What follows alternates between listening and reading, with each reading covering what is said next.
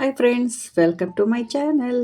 ಇವತ್ತು ಎಲ್ಲರೂ ಇಷ್ಟಪಡುವಂತಹ ಮತ್ತು ಕೇಳಿದ್ರೆ ಬಾಯಲ್ಲಿ ನೀರು ಬರುವಂತಹ ಮಾವಿನಕಾಯಿ ಉಪ್ಪಿನಕಾಯಿನ ಹೇಗೆ ಮಾಡೋದು ನೋಡೋಣ ಬನ್ನಿ.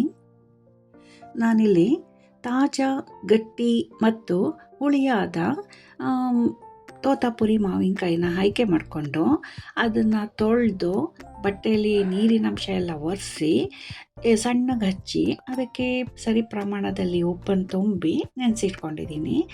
ಇದನ್ನು ಒಂದು ಏರ್ ಟೈಟ್ ಕಂಟೈನರ್ಗೆ ಹಾಕಿ ನಾನು ಆವಾಗವಾಗ ಮಿಕ್ಸ್ ಮಾಡಿ ಈ ಥರ ನೆನೆಸಿಟ್ಕೊಂಡಿದ್ದೀನಿ. ನೋಡಿ, ಮಾವಿನಕಾಯಿ ಈಗ ನಾವೊಂದು ಕಾಯಿನ ತೊಗೊಂಡು ಹಿಂಗೆ ಪ್ರೆಸ್ ಮಾಡಿದ್ರೆ ಅದು ಒಂದು ಸ್ವಲ್ಪ ಸಾಫ್ಟಾಗಿದೆ. ಈ ಥರ ಇದ್ದರೆ ಉಪ್ಪಿನಕಾಯಿ ಹಾಕೋದಕ್ಕೆ ಚೆನ್ನಾಗಿರುತ್ತೆ.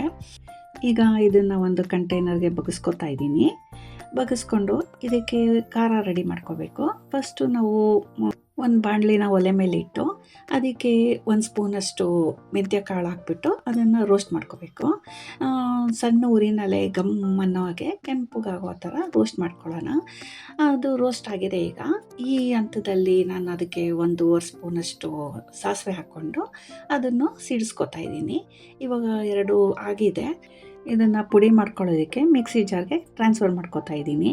ನೋಡಿ, ಇದಕ್ಕೆ ಏನಿಲ್ಲ ಅಂದರೂ ನಾನು 10ರಿಂದ 12 ಬೆಳ್ಳುಳ್ಳಿನ ತೊಗೊಂಡಿದ್ದೀನಿ. ಸಿಪ್ಪೆ ತೆಗೆದೆ, ಸಿಪ್ಪೆ ಇರೋ ಹಾಗೆ ಸುಲಿದಿಟ್ಕೊಂಡು ತೊಳ್ಕೊತಾ ಇದ್ದೀನಿ. ಬೆಳ್ಳುಳ್ಳಿ ನೀವು ಎಷ್ಟೇ ಹಾಕಿದಷ್ಟು ಉಪ್ಪಿನಕಾಯಿ ತುಂಬ ರುಚಿಯಾಗಿರುತ್ತೆ.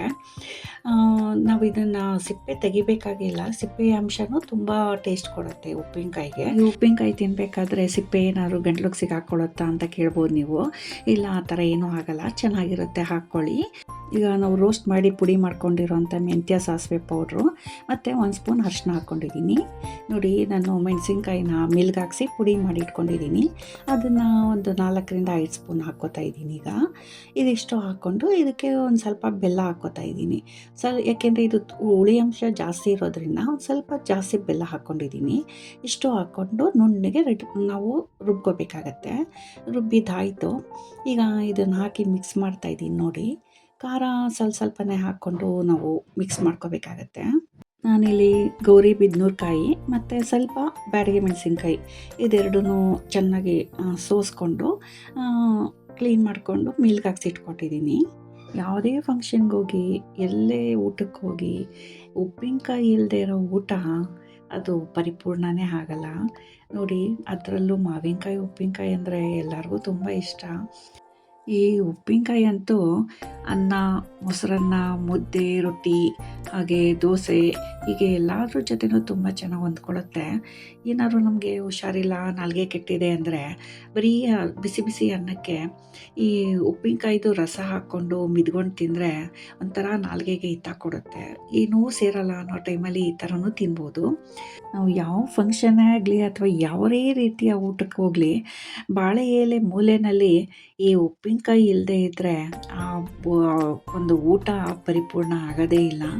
ಅಷ್ಟು ಮಹತ್ವ ಈ ಉಪ್ಪಿನಕಾಯಿಗೆ. ನೋಡಿ, ಈಗ ಉಪ್ಪಿನಕಾಯಿ ರೆಡಿಯಾಗಿದೆ. ನಾವು ಇದನ್ನು 1 ವರ್ಷದ ತನಕ ನಾವು ಏರ್ ಟೈಟ್ ಕಂಟೈನರ್ಗೆ ಹಾಕ್ಬಿಟ್ಟು ಫ್ರಿಜ್ಜಲ್ಲಿ ಇಟ್ಬಿಟ್ಟು ನಾವು ಸ್ಟೋರ್ ಮಾಡ್ಕೋಬೋದು. ಬೇಕು ಅಂದಾಗ ಒಂದು ಸ್ವಲ್ಪನೇ ನಾವು ಚಿಕ್ಕ ಚಿಕ್ಕ ಕಂಟೈನರ್ಗೆ ತಗೊಂಡು ದಿನ ಉಪಯೋಗಿಸೋದಕ್ಕೆ ಆಚೆ ಇಟ್ಕೊಂಡು ತಿನ್ಬೋದು. ಇದು ಎಷ್ಟು ಕಲರ್ಫುಲ್ ಆಗಿದೆ ನೋಡಿ. ಟೇಸ್ಟು ಅಷ್ಟೇ ಅಷ್ಟು ರುಚಿಯಾಗಿರುತ್ತೆ. ನೀವು ಒಂದು ಸತಿ ಮಾಡಿ ನೋಡಿ. ಈ ವಿಡಿಯೋ ನಿಮ್ಗೆ ಇಷ್ಟ ಆದರೆ ಒಂದು ಲೈಕ್, ಕಮೆಂಟ್, ಶೇರ್ ಹಾಗೆ ಸಬ್ಸ್ಕ್ರೈಬ್ ಮಾಡಿ. Thank you.